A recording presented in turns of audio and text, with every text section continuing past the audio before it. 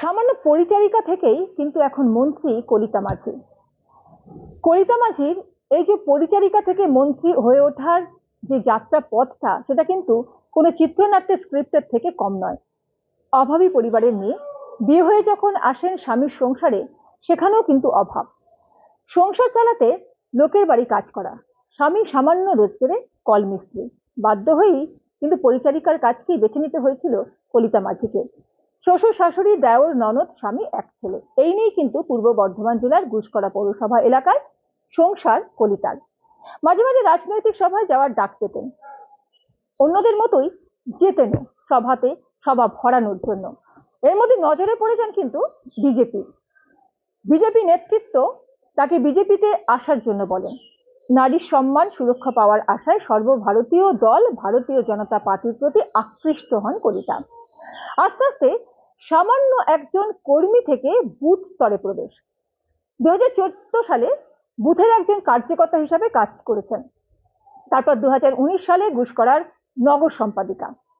এরপর 2021 সালে বিজেপি তাকে আউশগ্রাম বিধানসভা থেকে প্রার্থী দাঁড় করায়। তবে তিনি প্রথমে প্রার্থী হতে চাননি। যখন তার কাছে প্রস্তাব আসে, তখন তিনি লোকের বাড়িতে কাজ করছিলেন। এরপর যখন টিভিতে জানতে পারেন যে তিনি প্রার্থী নির্বাচিত হয়েছেন, তিনি আকাশ থেকে পড়েছিলেন, যেটা তিনি জানিয়েছেন। কিন্তু বাড়িতে আসেন, বাড়িতে সবার সঙ্গে যখন আলোচনা করেন, তিনি প্রথমটাতে রাজি হতে চাননি। কিন্তু তার শ্বশুর মশাই তিনি কিন্তু বলেছিলেন যে প্রার্থী তাকে হতে হবে, কারণ মানুষের জন্য কাজ করতে গেলে, মানুষের পাশে দাঁড়াতে গেলে এর থেকে ভালো সুযোগ কিন্তু আর হয় না। এমনকি যাদের বাড়িতে কাজ করতেন পরিচারিকার, তারাও কিন্তু তাকে উৎসাহিত করেন।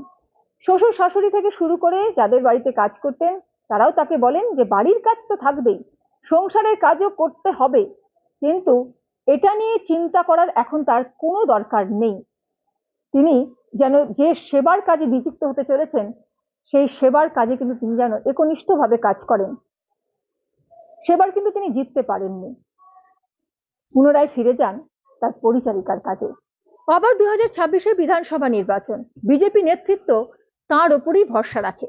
বিজেপির প্রার্থী আউশগ্রাম বিধানসভা থেকে সেই লোকের বাড়ি কাজ করা কলিতা মাঝি। সবাই অবাক হয়েছিল, কি এমন আছে কলিতার মধ্যে যে বিজেপি আবারও তাকেই প্রার্থী করেছে। তার তো সেরকম শিক্ষাগত যোগ্যতাও নেই সেরকম রাজনৈতিক কোনো উচ্চস্তরের পাঠ, নেই তার আর্থিক সেরকম কোনো হামবড়াই সামর্থ্য। তাহলে কি আছে কলিতার মধ্যে? কলিতাও কিন্তু অবাক হয়েছিল। তবে যাদের বাড়িতে কাজ করতেন তারা তাকে সমানে সাথ দিয়েছেন। প্রার্থী হওয়ার পরেও কিন্তু কদিন তিনি কাজ করেছেন লোকের বাড়ি। কিন্তু যাদের বাড়িতে কাজ করতেন তারা তাকে রাজনীতিতে সময় দেওয়ার জন্য বলেন যে মহান কাজে তুমি নেমেছো, সেটাই তুমি একাগ্রতার সঙ্গে আগে করো, বাড়ির কাজ তো আছেই, থাকবেও। প্রার্থী হওয়ার পরও যেসব পরিবারে তিনি কাজ করতেন, তারা আজ তার এই সাফল্য দেখে কিন্তু আনন্দে আপ্লুত। জয়ী হয়েছে কলিতা মাঝি। বিধানসভা নির্বাচনে তার যিনি প্রতিদ্বন্দ্বী ছিলেন, তিনি হচ্ছেন আইনজীবী এবং পূর্ব বর্ধমান জেলা পরিষদের সভাধিপতি শ্যামাপ্রসন্ন লোহার। বিপুল ভোটে তিনি পরাজিত করেন তাকে। কলিতা মাঝি বিধায়িকা হন। কলিতা মাঝির বিধায়িকা হওয়ার পর তাকে কিন্তু প্রতিমন্ত্রীও করা হয়। প্রতিমন্ত্রী কলিতা মাঝি, একজন পরিচারিকা থেকে বিধায়ক, তারপর মন্ত্রিত্ব প্রাপ্তি। তার এই আনন্দে কিন্তু সকলেই আনন্দিত। এমনকি তিনি যাদের বাড়িতে পরিচারিকার কাজ করতেন, তারা চোখের জল ধরে রাখতে পারছেন না। তারা বলছেন, ও আমাদের বাড়ির মেয়ে ছিল, মেয়ে আছে, মেয়ে থাকবে। মেয়ে আনন্দিত, খুশি হতেই হয়।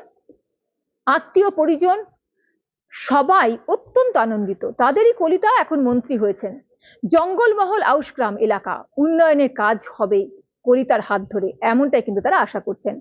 বিধায়ক হয়ে কলিতা মাঝি আশ্বাস দিয়েছিলেন, একটি হাসপাতাল হবে, ভালো ভালো রাস্তাঘাট হবে, এবং তার এলাকায় খুব দরকার একটা ফায়ার ব্রিগেডের, সেটাও হবে। এছাড়াও তো আরো অনেক সমস্যা রয়েছে, সবকিছুর কিন্তু তিনি সমাধান করার চেষ্টা করবেন, এমনটাই বলেছিলেন। তিনি আজ মন্ত্রী হয়েছেন, কলিতাও খুব খুশি। প্রতিমন্ত্রী কলিতার দফতর হচ্ছে আবাসন। এলাকার উন্নয়নের নিরিখে আউশগ্রাম বিধানসভা এলাকায় যে সমস্ত খামতি রয়েছে সেই সবগুলো পূরণ করার আশ্বাস দিয়েছেন তিনি। একই সাথে মন্ত্রী কলিতার বক্তব্য, তিনি এখন হচ্ছেন সমগ্র রাজ্যের মন্ত্রী, তাই গুরু দায়িত্ব নিষ্ঠার সঙ্গে তিনি পালন করবেন। কেন্দ্র ও রাজ্য সরকারের যেসব প্রকল্পগুলো রয়েছে, যেসব সুবিধাগুলো রয়েছে, সেগুলো যাতে মানুষ ঠিকঠাক পান সেগুলো কিন্তু তিনি অবশ্যই চেষ্টা করবেন। সর্বোপরি কোনো দুর্নীতি কিন্তু তিনি হতে দেবেন না। মানুষের প্রকৃত উন্নয়ন করায় তিনি প্রতিজ্ঞাবদ্ধ, এমনটাই কিন্তু তিনি জানাচ্ছেন। এখন মানুষের অনেক আশা, অনেক প্রত্যাশা তার উপর। কলিতা মাঝি শুধুমাত্র একজন বিধায়ক, একজন প্রতিমন্ত্রী নন, কলিতা মাঝি হচ্ছেন সমগ্র সমাজের কাছে একটা দৃষ্টান্ত। সামান্য পরিচারিকা থেকেই কিন্তু এখন মন্ত্রী কলিতা মাঝি। কলিতা মাঝির এই যে পরিচারিকা থেকে মন্ত্রী হয়ে ওঠার যে যাত্রা পথটা, সেটা কিন্তু কোনো চিত্রনাট্যের স্ক্রিপ্টের থেকে কম নয়। অভাবী পরিবারের মেয়ে, বিয়ে হয়ে যখন আসেন স্বামীর সংসারে, সেখানেও কিন্তু অভাব। সংসার চালাতে লোকের বাড়ি কাজ করা, স্বামী সামান্য রোজগারে কল মিস্ত্রি, বাধ্য হয়েই কিন্তু পরিচারিকার কাজকেই বেছে নিতে হয়েছিল কলিতা মাঝিকে। শ্বশুর শাশুড়ি, দেওর, ননদ, স্বামী, এক ছেলে, এই নিয়েই কিন্তু পূর্ব বর্ধমান জেলার গুসকরা পৌরসভা এলাকায় সংসার কলিতার। মাঝে মাঝে রাজনৈতিক সভায় যাওয়ার ডাক পেতেন, অন্যদের মতোই যেতেনও সভাতে, সভা ভরানোর জন্য। এর মধ্যে নজরে পড়ে যান কিন্তু বিজেপি নেতৃত্ব তাকে বিজেপিতে আসার জন্য বলেন। নারীর সম্মান সুরক্ষা পাওয়ার আশায় সর্বভারতীয় দল ভারতীয় জনতা পার্টির প্রতি আকৃষ্ট হন কলিতা। আস্তে আস্তে সামান্য একজন কর্মী থেকে বুথ স্তরে প্রবেশ। 2014 সালে বুথের একজন কার্যকর্তা হিসাবে কাজ করেছেন। তারপর 2019 সালে গুসকরার নগর সম্পাদিকা। এরপর 2021 সালে বিজেপি তাকে আউশগ্রাম বিধানসভা থেকে প্রার্থী দাঁড় করায়। তবে তিনি প্রথমে প্রার্থী হতে চাননি।